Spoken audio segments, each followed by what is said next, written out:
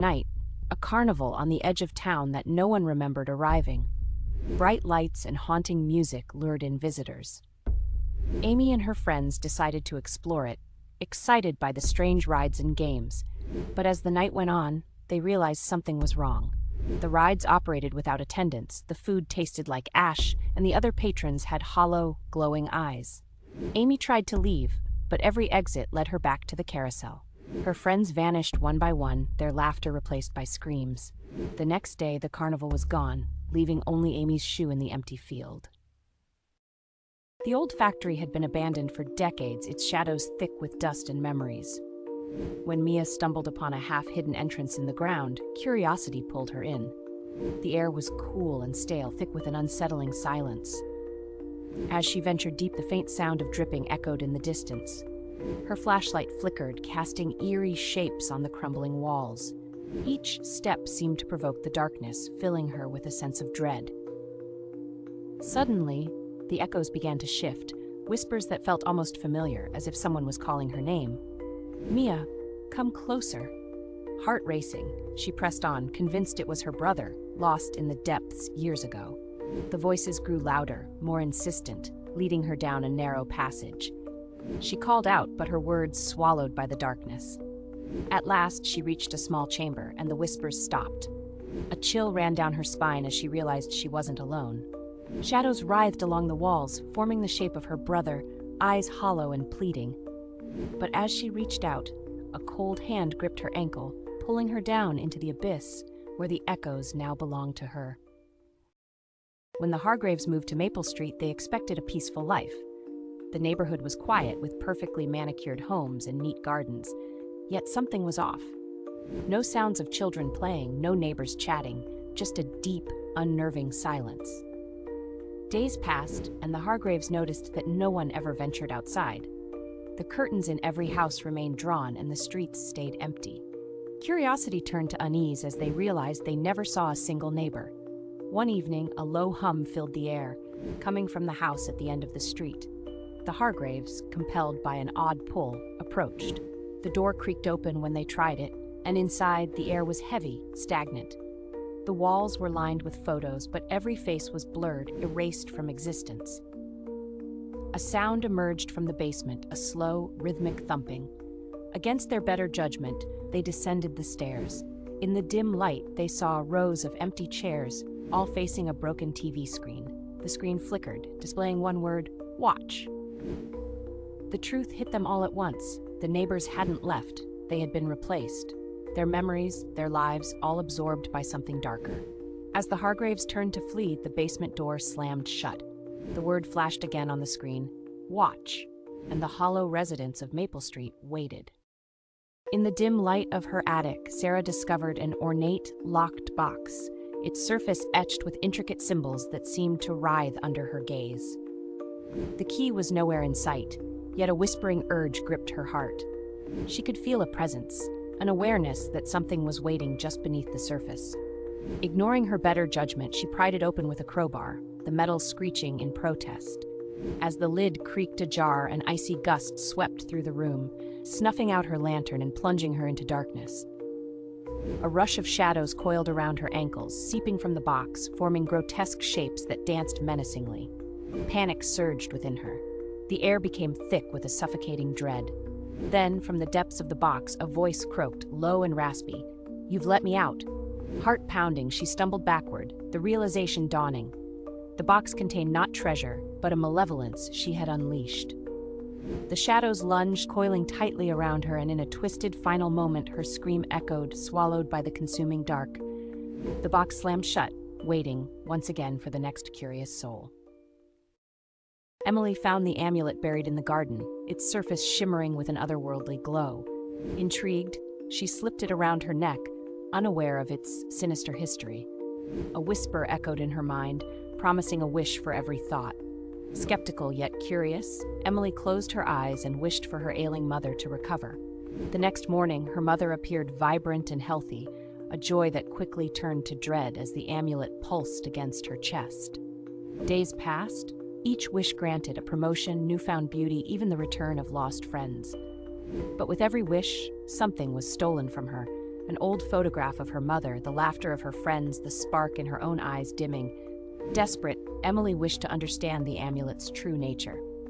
Nightmares invaded her sleep, visions of shadowy figures and anguished screams revealing the truth. The amulet was a parasite, feeding on memories, twisting love into torment. In a final bid for freedom, Emily wished to destroy it. The amulet shattered, but its shards embedded in her skin, merging with her forever. Now she is left with nothing but the hollow echoes of her past, a living reminder of the price of desire. On a stormy night, Maya's phone rang, a number she didn't recognize. When she answered, a chilling, wavering voice begged for help. The line crackled, and the call ended abruptly. She thought it was a prank until the calls began happening every night at exactly 3 a.m. Each time the voice grew more frantic, crying about being trapped. One night the voice whispered, "I'm in your house." Maya froze. The call wasn't coming from her phone anymore, but from the landline, a landline that had been disconnected for years. The police found the phone shattered, but Maya was never seen again. In a quiet suburban neighborhood, the Thompsons were the first to go. One morning, Sarah noticed their house eerily dark, the lawn unkempt. Days passed, and still no sign of them. Whispers among the neighbors grew. They just packed up and left, some said, but Sarah felt an unsettling dread. She approached their house, glancing through the grimy windows. Inside, furniture was untouched, a plate of food still on the table, rotting. She turned to leave, but a chill ran down her spine. A faint whisper echoed from the shadows, calling her name. "Sarah." It beckoned, soft and sinister. Heart racing, she rushed home, locking the door behind her. A week later, the Millers vanished too. Then the Johnsons. The town became a ghost, haunted by the absence of its residents. The whispers grew louder each night, filling Sarah's dreams with terror. Desperate, she reached out to the last few neighbors, but they all looked at her with vacant eyes as if they'd already departed. One night, she awoke to find her front door slightly ajar. The whispers beckoned her again, now a chorus. She stepped outside, and in that moment she understood she was next. As she vanished into the night, her house remained, waiting for the next lost soul. Late at night, Sarah's phone rang, slicing through the silence of her empty apartment. It was a number she didn't recognize. The screen lit up with a name that sent a shiver down her spine. Her own. Hesitating, she answered. "Hello." A breathy silence lingered before a voice, deep and unsettling, whispered through the receiver. "Are you alone?" Panic surged through her veins. She slammed the phone down, her heart thundering. It couldn't be her own voice. It was impossible, yet the phone rang again. Against her instincts, she picked up. "What do you want?" she demanded. The voice chuckled darkly, the sound echoing in her mind. "You invited me in the last time, remember?" Memories flooded her. An old, dusty mirror she found at a yard sale, its surface warped and strange. She had laughed at the odd reflections it cast. "You're not real," she shouted, but the laughter only grew louder. Shadows twisted in the corners of her vision, darkening the room. The voice leaned closer, a hiss now. "But you called me first. Now I'm coming for you." The temperature dropped, her breath visible in icy puffs. With a final flicker, the lights went out, leaving her in the suffocating dark. The call ended, but the laughter remained, echoing endlessly. During a Halloween sale, Claire bought an antique mask from a mysterious vendor. When she put it on, it seemed to meld to her face, its hollow eyes glowing faintly. At first, it felt thrilling, but soon she couldn't remove it. Her reflection in the mirror began to change, showing someone else's face beneath the mask. At night, she felt it tightening, whispering her deepest fears. Days later, Claire vanished, and the mask returned to the vendor's stall, waiting for its next owner. What if I told you there's a forest so haunted, locals won't set foot in it after dark? Deep in Romania lies the Hoia Baciu Forest, often called the Bermuda Triangle of Transylvania. Known for its twisted trees and eerie silence, the forest is home to countless tales of disappearances, ghostly apparitions, and unexplainable phenomena. Legend has it that a shepherd once entered the forest with 200 sheep, and none of them were ever seen again. Another story speaks of a little girl who vanished, only to reappear years later, unchanged and with no memory of where she'd been. People report feeling watched, sudden nausea, and even strange lights floating between the trees. And then there's the forest's infamous clearing, a perfect circle where nothing grows, said to be a portal to another dimension. Paranormal investigators have recorded bizarre energy readings here, but no one can explain why it exists. Would you dare to enter this forest of nightmares? Subscribe for more spine-chilling tales from around the world. Ella was walking home late when she noticed someone following her. A man with a wide, unnatural smile. At first she thought he was harmless, but his grin never faltered, his pace matching hers exactly. When she started running, so did he, yet his expression remained eerily calm. She reached her apartment and locked the door, but the smile was waiting outside her window. The next morning, she was gone, and all that remained was a mirror, cracked and reflecting a grinning face that wasn't hers. As night fell, the old library transformed into a labyrinth of shadows. Margaret, the lone librarian, loved the scent of aged paper and the quiet comfort of the stacks. But tonight, a disquieting chill crept through the aisles. She turned a page in her book, but the silence was soon shattered by the unmistakable sound of books sliding off the shelves. Heart racing, she glanced around, convinced it was just her imagination playing tricks. Yet, the air thickened, and the lights flickered ominously. With trepidation, she ventured deeper into the stacks, each step echoing in the stillness. The books seemed to whisper secrets she couldn't comprehend.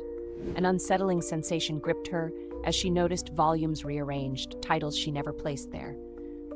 Suddenly, a heavy thud behind her made her spin around. Nothing was there, just the oppressive darkness. But when she turned back, the books were in disarray again, forming a clear path towards a forgotten corner of the library. Curiosity outweighed fear, and Margaret followed. She stumbled upon an ancient tome, open to a page depicting a shadowy figure.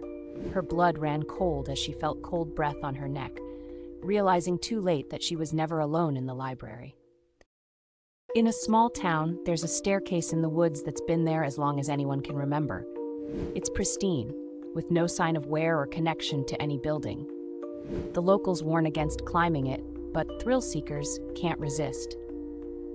Jason and his friends decided to test the legend. The first step felt like stepping into another world. The air grew colder, the sounds of the forest faded. As Jason climbed higher, he noticed his friends growing smaller, as if they were miles away. When he reached the top, he vanished. The staircase remains, waiting for the next curious soul. Rob loved old electronics, so when he found a vintage TV at a thrift store, he couldn't resist. The TV only picked up one channel, broadcasting static. He figured it was broken, but enjoyed the aesthetic. Late one night, the static began to form shapes. Faces, hands pressing against the screen, mouths opening in silent screams. Then came the voices, distorted but begging for help. Rob tried unplugging the TV, but it wouldn't turn off. Instead, the static grew louder. The faces, more desperate. The last thing his neighbors heard was a loud crash, followed by static bleeding through their own TVs. Mark was driving late at night when he saw a hitchhiker standing by the side of the road. Feeling generous, he stopped. The hitchhiker, a pale man in old-fashioned clothing, climbed in without a word. As they drove, Mark tried to make conversation, but the hitchhiker remained silent, staring straight ahead. When Mark glanced at the passenger's reflection in the rearview mirror, there was nothing there. Panicked, he turned to look, but the seat was empty.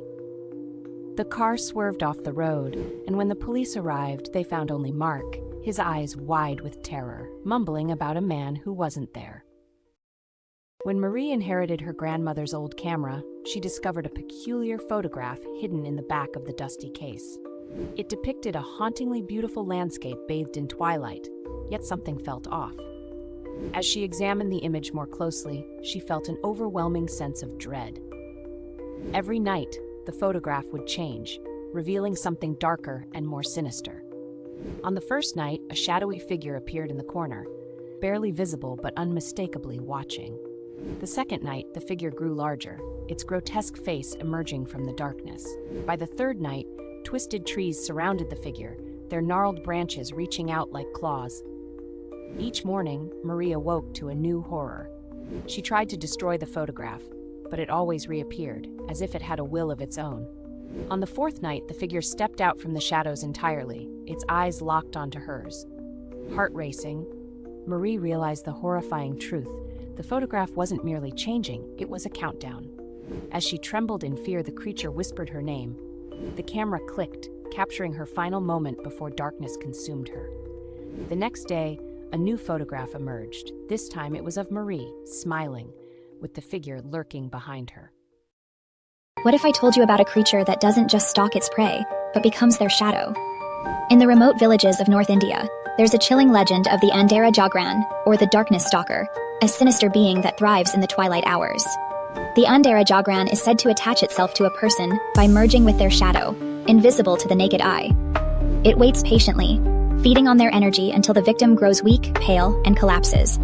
The only way to survive is to recognize the creature before it fully takes hold. But here's the twist. Once someone realizes their shadow is not their own, they must trap it in total darkness before sunrise.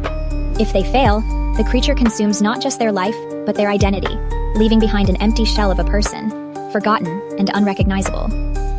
Strange, distorted shadows and mysterious deaths have haunted locals for generations, especially during new moons when the world is at its darkest.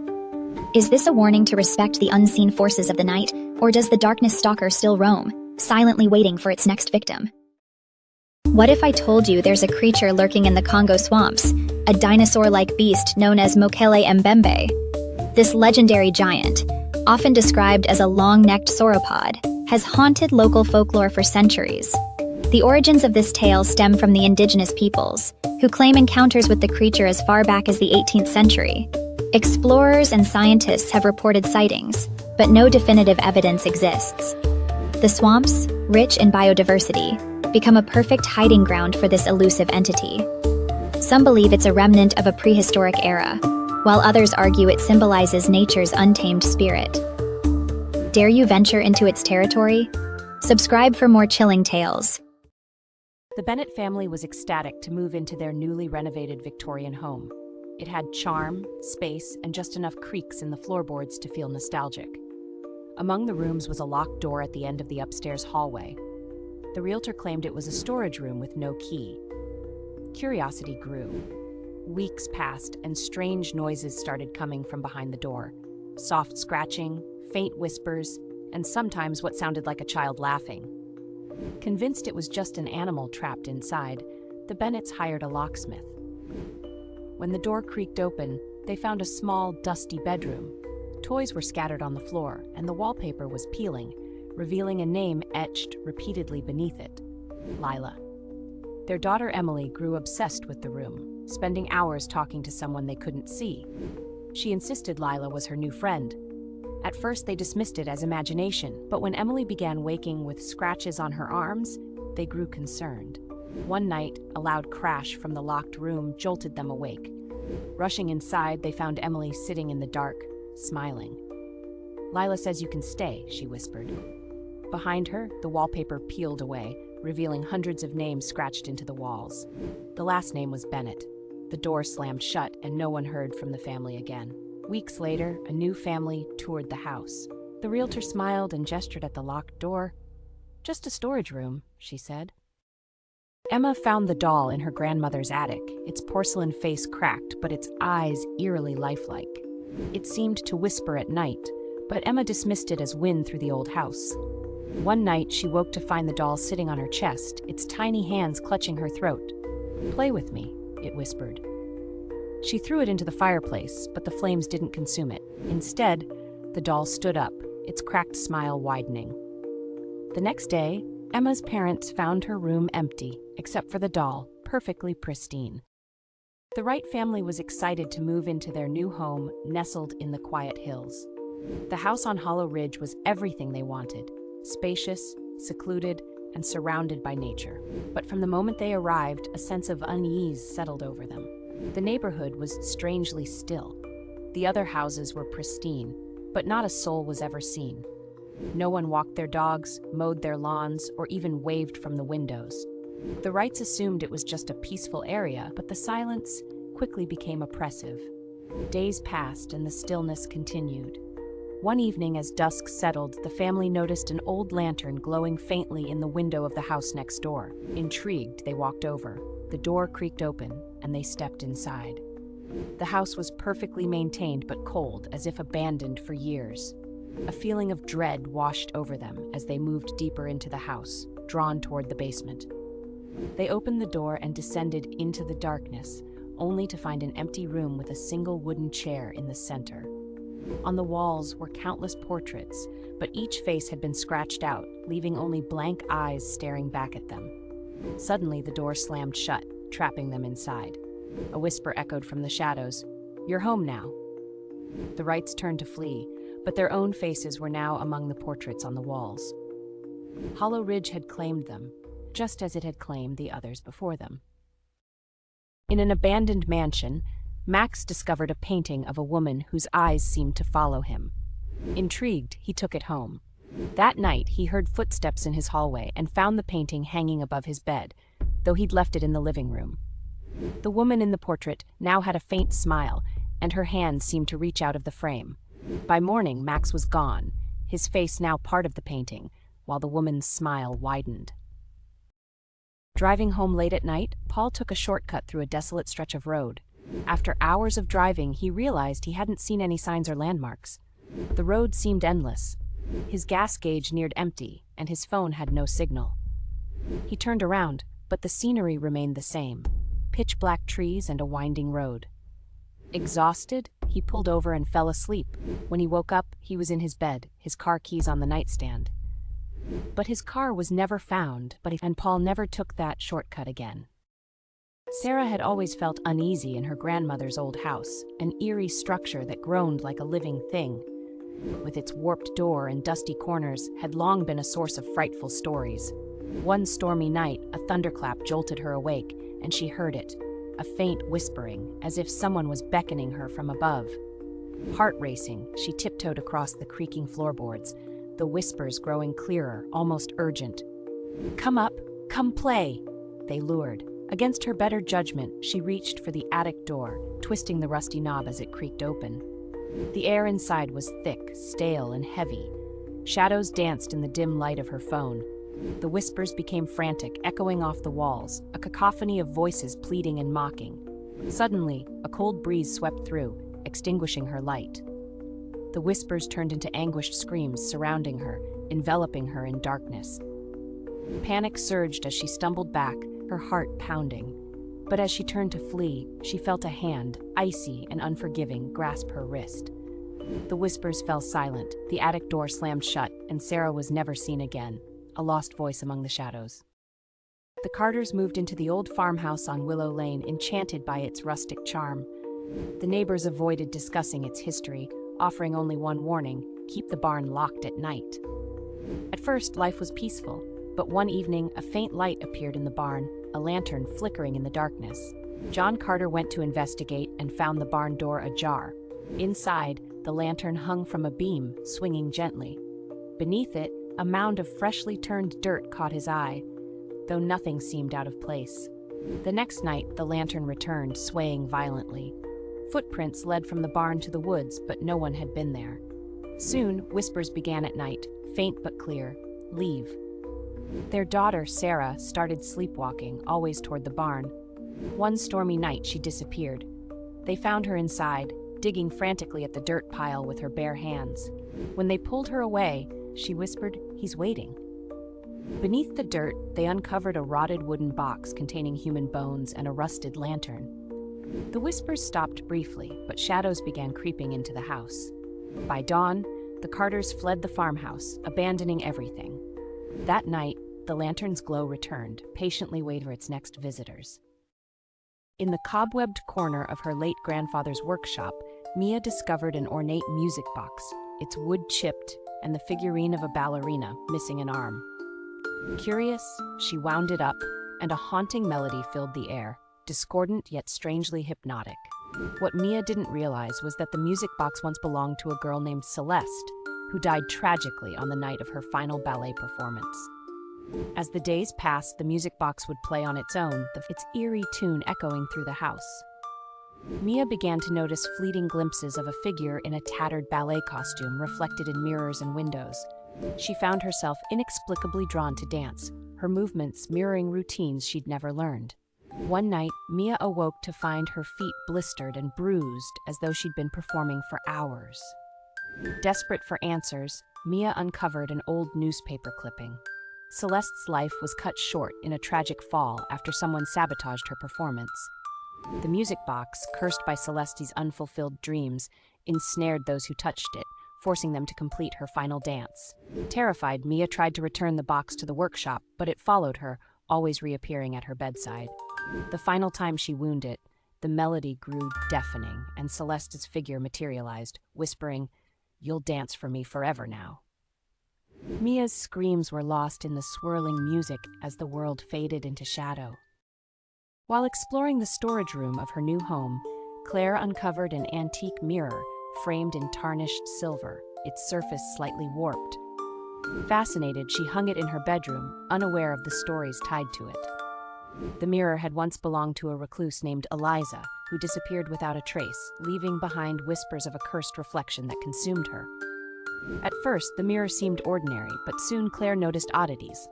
Her reflection would linger a moment longer after she moved, or she'd catch glimpses of shadowy figures behind her that vanished when she turned around. Then her reflection began to change, smiling when she wasn't, or moving when she stood still. Terrified, Claire tried to cover the mirror, but the blanket slipped off during the night. One morning, she found the words, "Let me out," scrawled in the condensation on the glass. Researching the mirror's history, she discovered that Eliza had been trapped within it after performing a ritual to see her true self. When Claire attempted to remove the mirror, she realized it was impossible to lift. That night, her reflection spoke, its voice a chilling echo of her own. "Your turn to stay." The next morning, Claire's parents found an empty bedroom. The mirror hung on the wall, its surface now perfectly smooth, and a faint, muffled scream echoed whenever someone stood too close.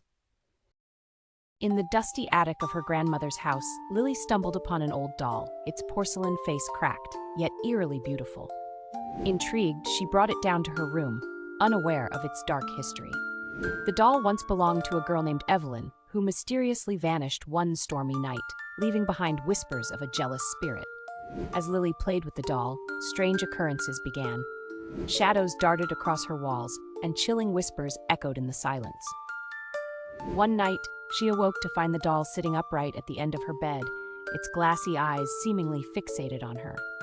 Heart racing, she tossed it aside. The next day, her friends wouldn't speak to her, their faces twisted in fear. Lily felt the weight of 1,000 stares, empty and cold, settling deep within her. Desperate, she researched the doll, uncovering the truth. Evelyn's spirit had never left, trapped within the porcelain shell, seeking revenge on those who dared disturb her rest. That night, Lily returned the doll to the attic, but it was gone. Instead, she found a note pinned to the wall in Evelyn's childish handwriting. "Now you play with me forever."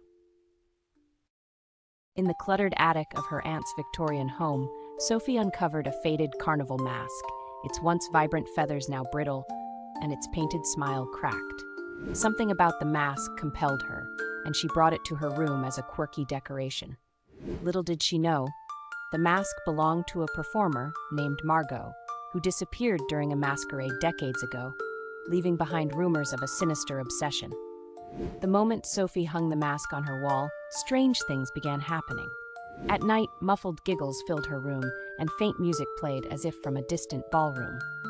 When Sophie wore the mask on a whim, she experienced fleeting moments of disorientation, her reflection showing someone else's face, a glamorous yet menacing figure. Haunted by these occurrences, Sophie dug into the mask's history, uncovering tales of Margot's untimely demise after a jilted admirer swore she'd never leave the masquerade alive. The mask, cursed by Margot's restless spirit, ensnared anyone who dared claim it.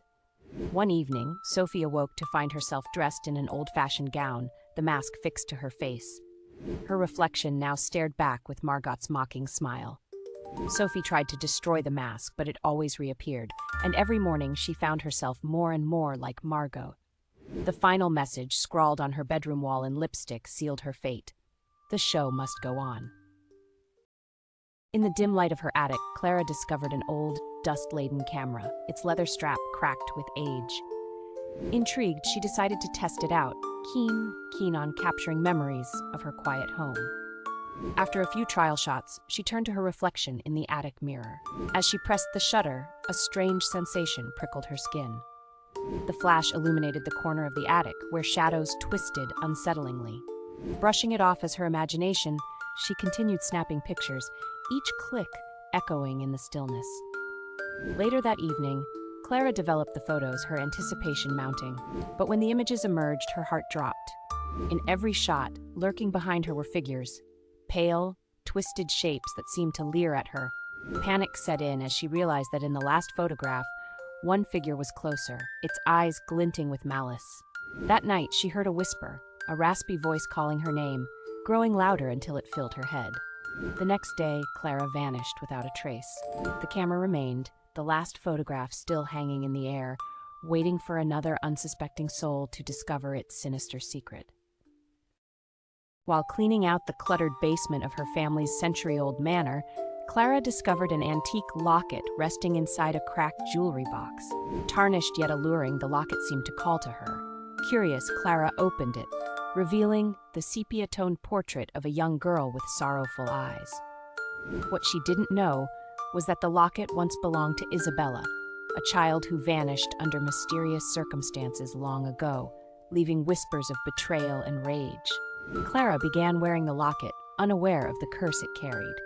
Soon, her nights were plagued by vivid dreams of drowning, and the faint sound of sobbing echoed through the halls. Objects moved on their own, and mirrors reflected more than just Clara's image.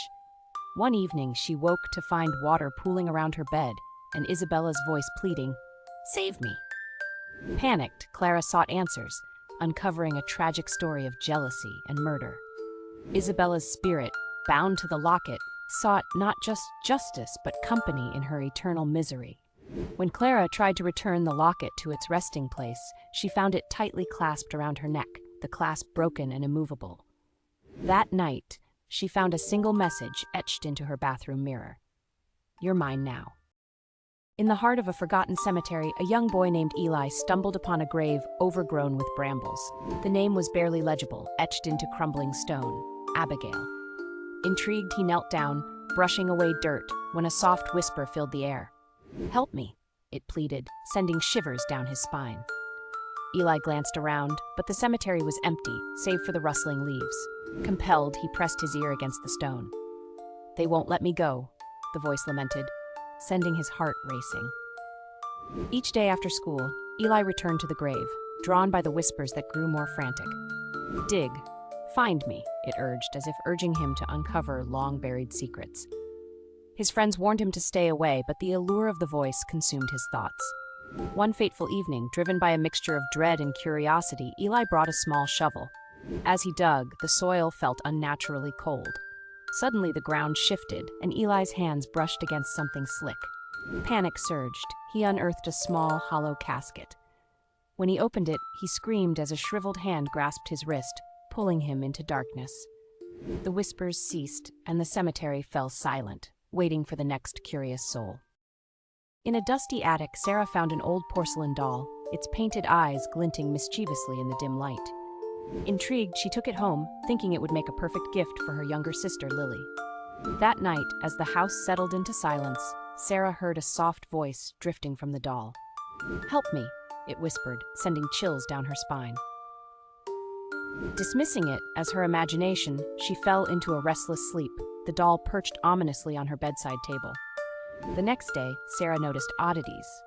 Lily spoke of a new friend who told her secrets about their family, things no one but Sarah had known. As dazed, the whispers grew clearer, revealing truths that spiraled into darkness.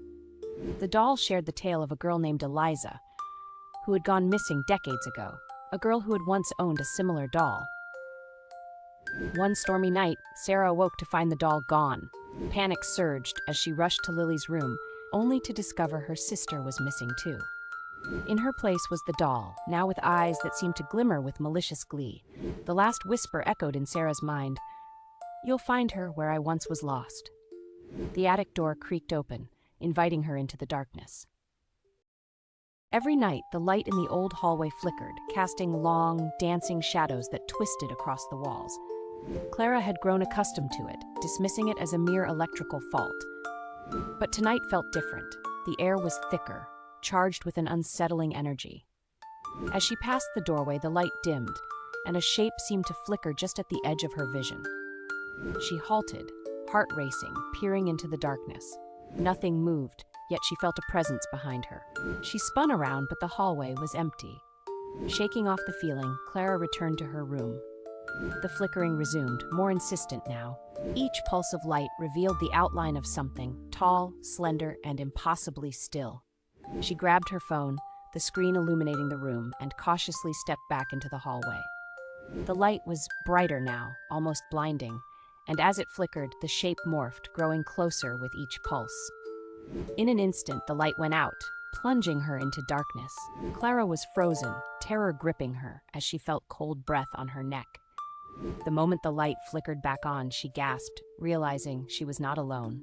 There in the glow stood a version of herself, eyes wide with horror.